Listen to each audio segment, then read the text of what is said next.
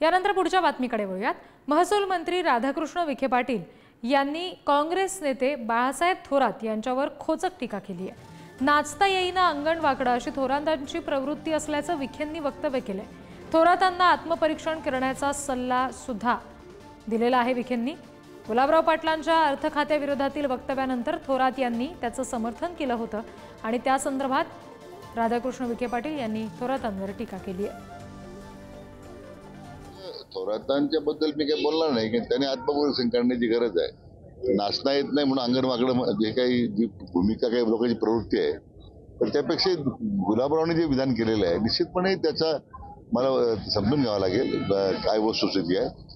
राज्याचे मुख्यमंत्री मला वाटतं त्या संदर्भात निश्चितपणे गुलाबरावांची बाजू ऐकून घेतील आणि मार्ग काढतील।